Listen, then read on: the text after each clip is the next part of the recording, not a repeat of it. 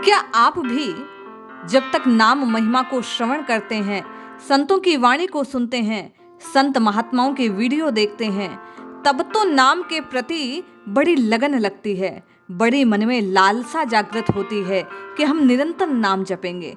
लेकिन जैसे ही कुछ समय बाद संसार के संपर्क में आते हैं तो नाम की रटना छूट जाती है, व्यवहार में हृदय अधिक अटक जाता है, काम धंधे में ही रम जाते हैं। यदि आपके हृदय की भी ऐसी अवस्था है तो आज परम पूज्य रामकृष्ण परमहंस की ये वाणी, उनके उपदेश का अंश निश्चय ही आपको निरंतर नाम जप कैसे किया जाए, गृहस्थ के कार्यों के साथ, अपने दफ्तर ऑफिस के कार्यों के साथ, अपने नित्य क्रियाओं के साथ, घर गृहस्थी का पालन करते हुए भी नाम कैसे निरंतर चल सकता है, इस बात की पुष्टि, इस बात की प्रतिष्ठा आज के अंक को श्रवण करने के बाद निश्चित ही आपके हृदय में होगी। जय श्री हरि। पूज्य गुरुदेव के चरणों में बारंबार प्रणाम।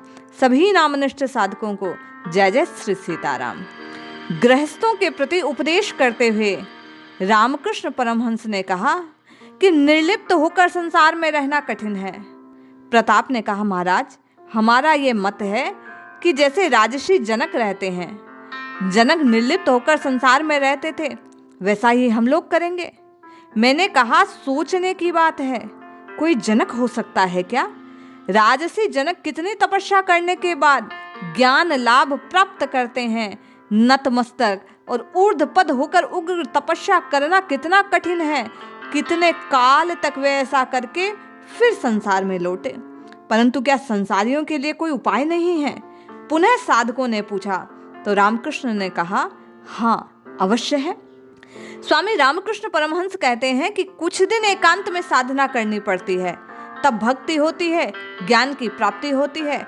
इसके बाद संसार में आकर रहो, कोई दोष नहीं। जब निर्जन में साधना करोगे तो उस समय संसार से बिल्कुल अलग रहो। तब स्त्री, पुत्र, कन्या, माता, पिता, भाई, बहन, आत्मीय, कुटुंब कोई भी पास ना हो। निर्जन में साधना करते समय सोचो, हमारा कोई नहीं, केवल ईश्वर है, वे ही हमारे सर्वस्व हैं, और रो रो कर उनके पास ज्ञान और भक्ति की प्रार्थना करो।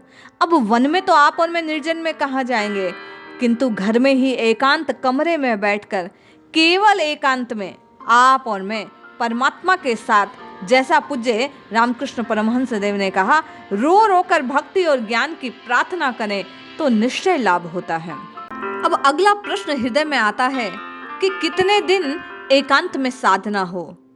तो पूज्य स्वामी रामकृष्ण परमहंस कहते हैं, यदि कितने दिन संसार छोड़ने की बात हो तो इसके लिए एक दिन भी इस तरह रह लो, 3 दिन और अच्छी बात, 12 दिन और बढ़िया, महीने भर, 3 महीने, साल भर, जितना रह सकते हो उतने दिन एकांत में रहकर ज्ञान भक्ति प्राप्त कर संसार में फिर अधिक भय नहीं रहता, फिर बार बार संसार का प्रभाव नहीं रहता। जैसे हाथों में तेल लगाकर कटहल काटने से फिर हाथों में उसका दूध नहीं चिपकता, छुई छुआल खेलों को पार कर लेने पर फिर डर नहीं रहता। एक बार पारस पत्थर को छूकर सोना बन जाने पर फिर चाहे हजारों वर्ष उस वस्तु को मिट्टी के नीचे गाड़ देने पर भी जब निकालो तो वह सोना का सोना रहेगा। उसी प्रकार मन फिर हरि से जुड़ा रहेगा। मन दूध की तरह है। उस मन को अगर संसार रूपी जल में रखो तो दूध में पानी मिल जाता है। इसलिए दूध को निर्जन में दही बनाकर उससे मक्खन निकाल लो। जब निर्जन में साधना करके मन रूपी दूध से ज्ञान भक्ति रूपी मक्खन निकाला जाएगा, फिर वह मक्खन अनायास पानी में कितना ही रहे, पुनः उस पानी में मिल नहीं सकता। यह मक्खन कभी संसार रूपी जल में नहीं मिल सकता। उसी प्रकार एक बार साधक निर्लिप्त होकर भगवान को अपना मानकर, अपने को भगवान का मानकर जब साधन के पथ पर उतर जाता है तो फिर संसार का प्रभाव नहीं होता। आपकी और मेरी जो परेशानी है कि बार बार संसार का प्रभाव पड़ता है, पूज्य स्वामी रामकृष्ण परमहंस के ये लेख का अंश इस बात को प्रकट करता है। कभी आप और मैं अभी मन से एकांत में नहीं आए और एकांत में आकर भक्ति न करने के कारण संसार का प्रभाव पड़ता है। इसलिए आज अभी इसी वक्त से स्वामी जी के कहे अनुसार एकांत में बैठकर सब ओर से दृष्टि हटाकर भगवान मेरे हैं, मैं भगवान का हूं, इस बात को हृदय में पुष्ट करेंगे। बार बार प्रभु से प्रार्थना करेंगे। ज्ञान और भक्ति की प्रार्थना करने से भाव पुष्ट होगा और फिर संसार का प्रभाव हम आप पर रहेगा नहीं। निश्चित ही कल्याण की प्राप्ति होगी। जय श्री हरि।